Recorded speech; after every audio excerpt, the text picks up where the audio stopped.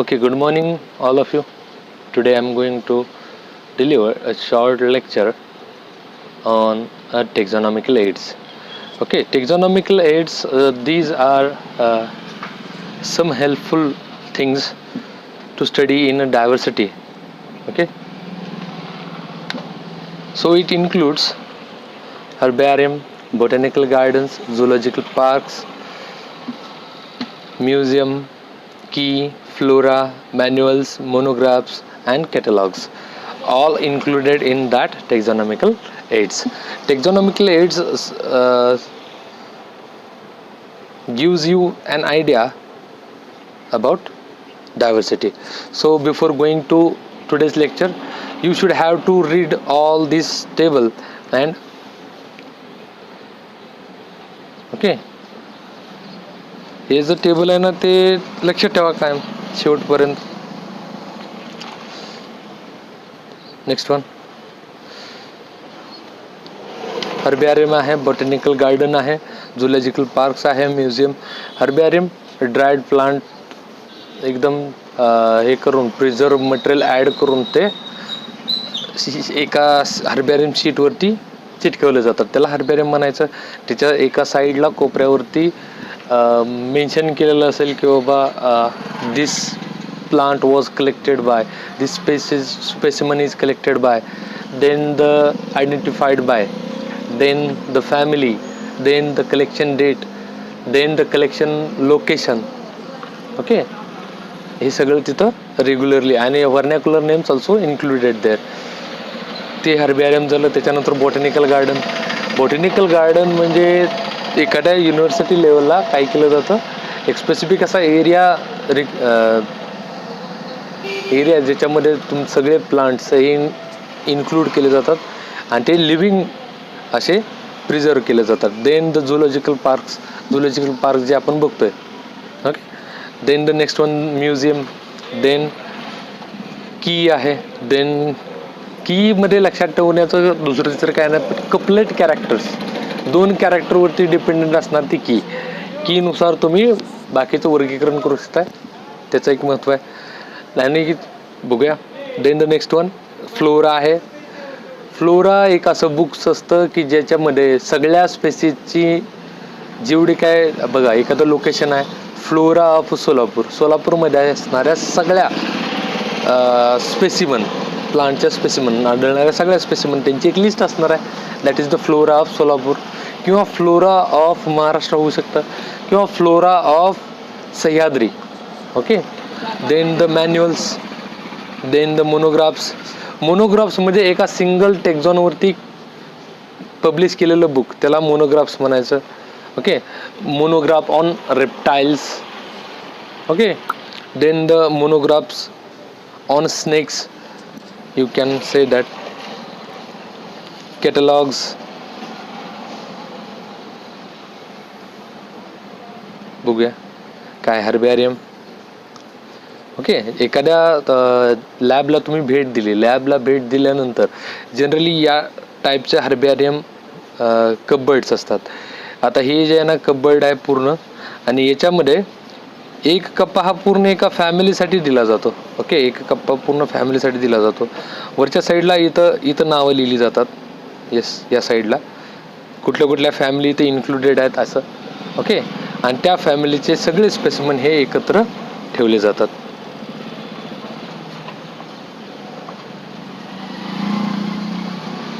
Yes, हे बघा हर्बॅरियम sheet आहे आणि याच्यावरती हे स्पेसिमन चिटकवलं आहे.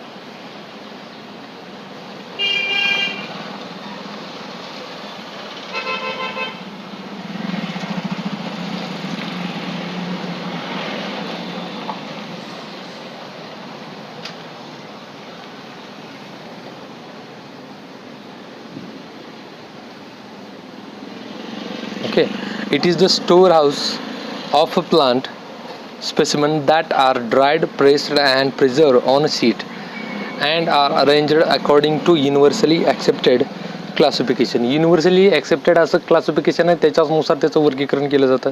हर्बॅरियम sheets are labelled with information about date, ज्या दिवशी ते कलेक्ट केले त्याची date, then the place of collections, okay, English and local vernacular name, then the botanical name, family and collectors name.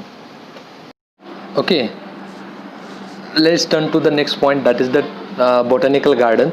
Botanical gardens are the gardens which are at university level or school level or at any lab related research. Okay, so these are specialized gardens having collection of living plants for reference and identification. Okay, reference आणि identification साठी याचं utilise होणार.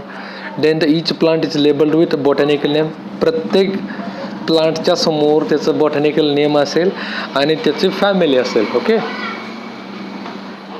Example, famous botanical garden at Q.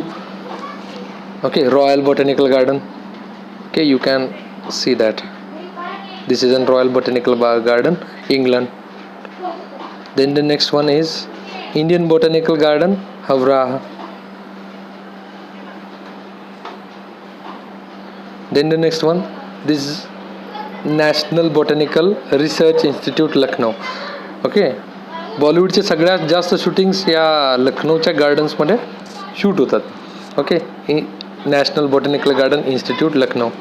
जिम्नोस्पर्मच्या सगळ्यात जास्त species या साईडला मिळत आहे.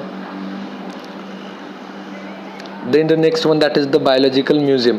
म्युझियममध्ये काय केलं जात असेल, dried plant as well as animals यांचे डेड स्पेसिमन प्रिझर्व केले जातात.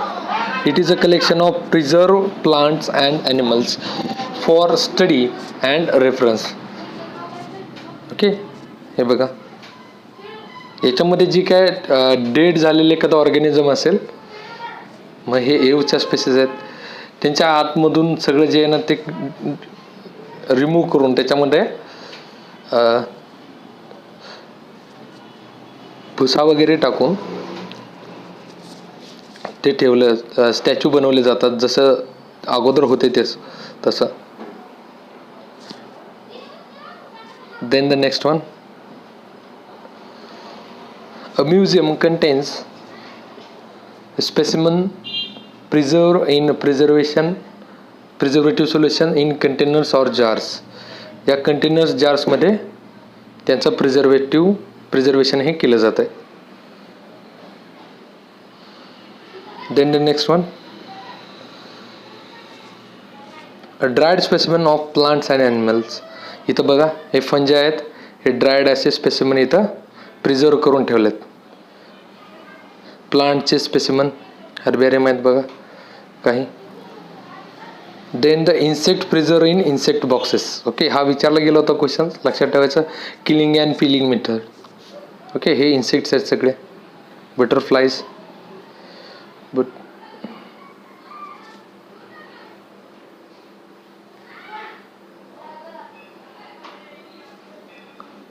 okay,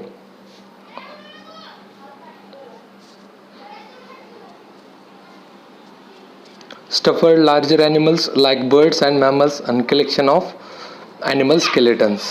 हे animal skeleton असे आहेत.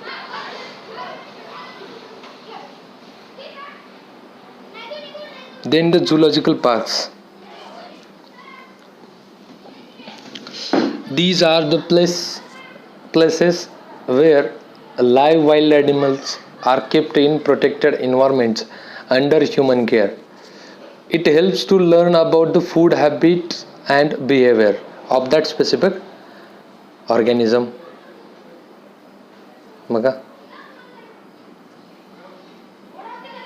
ओके, पुण्याला कात्रजला आणि बोरिवलीला Sanjay Gandhi national park.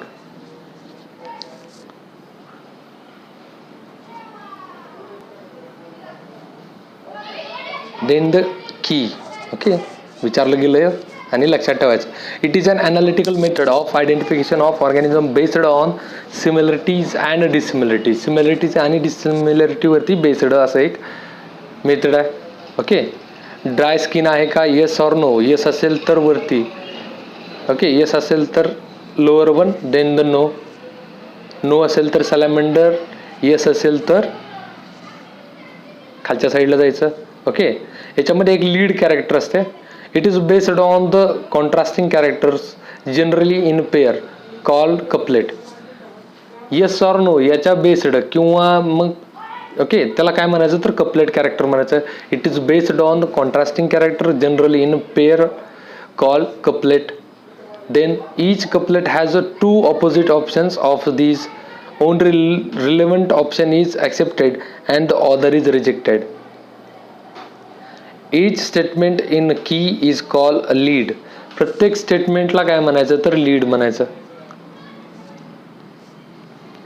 Yes हे बघून घ्या.